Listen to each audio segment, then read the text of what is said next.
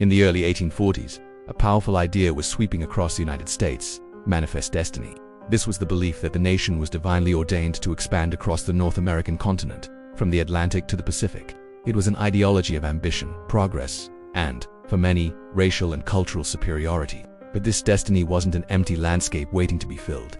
It was a collision course with another young republic, Mexico. Mexico in the 1830s and 40s was a nation in turmoil. After winning independence from Spain in 1821, it struggled to build a stable government. Presidents and political factions rose and fell with dizzying speed. This internal chaos made it difficult to govern its vast northern territories, including Texas, California, and New Mexico. These regions were sparsely populated, far from the capital in Mexico City, and increasingly attractive to American settlers. The flashpoint was Texas. Originally a Mexican state, it had seen a huge influx of American immigrants, many of whom brought enslaved people with them, despite Mexico having abolished slavery. Tensions over cultural differences, legal systems, and the issue of slavery boiled over. In 1836, these settlers declared independence, fought a brief but brutal war, and established the Republic of Texas for nearly a decade. Texas existed as an independent nation, a Lone Star republic, but its ultimate goal was always to join the United States. Mexico, however, never recognized Texan independence and warned the U.S. that annexation would be an act of war. In 1844, James K Polk was elected President of the United States. He was a firm believer in manifest destiny and ran on a platform of aggressive expansion. His campaign slogan was 54-40 or fight, referring to a border dispute with Britain in the Oregon Territory. But his real prize was further south. He wanted not just Texas, but all the land stretching to the Pacific Ocean, including California. After his election, Congress moved quickly, and in 1845, Texas was officially annexed by the United States. Mexico immediately broke off diplomatic relations. But Polk wasn't just going to wait for a war to start. He wanted to provoke it. The first issue was the border. The U.S. claimed the Rio Grande as the southern border of Texas, while Mexico insisted it was the Nueces River, about 150 miles further north. This disputed territory became the tinderbox. Polk sent a diplomat, John Slidell, to Mexico City with a secret offer. The U.S. would pay off Mexico's debts to American citizens and offer up to $30 million for California and New Mexico. But the Mexican government was in no position to sell half its country. The political climate was so volatile that any leader who even considered the offer would have been branded a traitor and overthrown. Slidell was refused, and Polk had his pretext. He ordered General Zachary Taylor and his troops into the disputed territory between the Nueces and the Rio Grande. From Mexico's perspective, this was a clear invasion of their sovereign land. For months, the two armies faced off across the Rio Grande. It was a tense standoff. Then, on April 25, 1846, a Mexican cavalry unit crossed the river and ambushed an American patrol, killing or capturing all 70 men. When news reached Washington, Polk had the incident he needed. He went before Congress and declared that Mexico has passed the boundary of the United States, has invaded our territory and shed American blood upon American soil. On May 13, 1846, Congress declared war. Not everyone was convinced. A young congressman from Illinois named Abraham Lincoln repeatedly demanded that Polk show the exact spot where American blood was shed, questioning if it was truly American soil. But the war fervor was too strong. The war was fought on three main fronts. The first was in Texas and northern Mexico. General Zachary Taylor, known as Old Rough and Ready, led his forces south from the Rio Grande. He won a series of key battles at Palo Alto, Resaca de la Palma, and Monterrey. These victories made him a national hero. The Mexican army, though often larger and fighting on home turf, was plagued by poor leadership, outdated equipment, and political infighting back in the capital. The second front was in the west. Colonel Stephen Kearny led the Army of the West out of Kansas.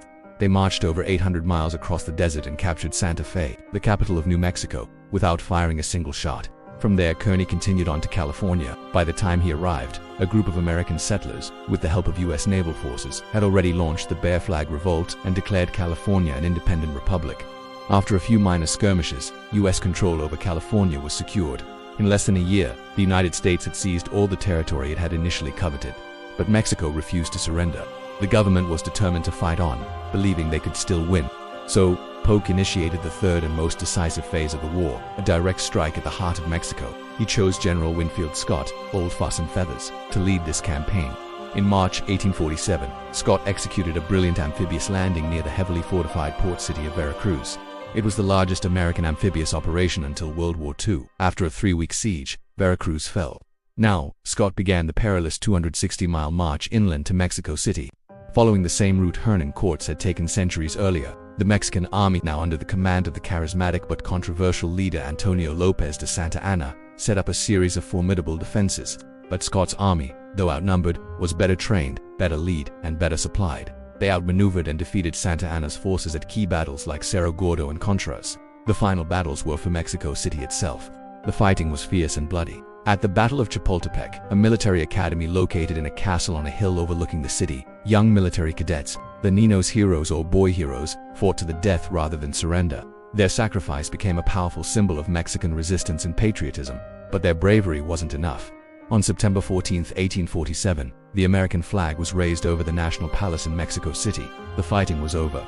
The peace treaty, the Treaty of Guadalupe Hidalgo, was signed in February 1848.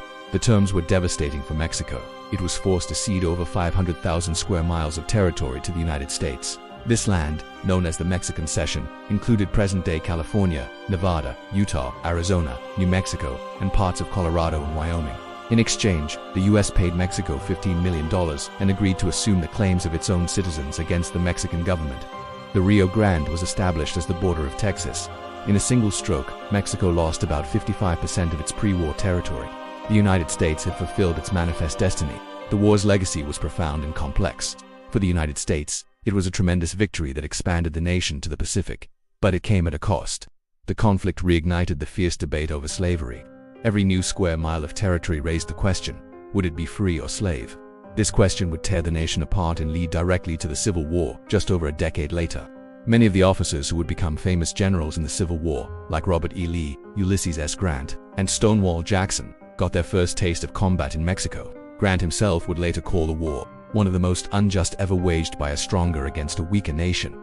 For Mexico, the war was a national trauma. It resulted in a catastrophic loss of land, a shattered economy, and deep political scars that took decades to heal. It cemented a long-lasting sense of resentment and mistrust towards its powerful northern neighbor. The Mexican-American War wasn't just a footnote in history. It was a pivotal event that redrew the map of North America, fueled the expansion of the United States, and set the stage for the conflicts and relationships that would define the continent for centuries to come. It's a story of ambition, politics, and the immense human cost of a nation's destiny made manifest. Thanks for watching. If you found this video informative, please give it a like and subscribe for more deep dives into history. See you next time.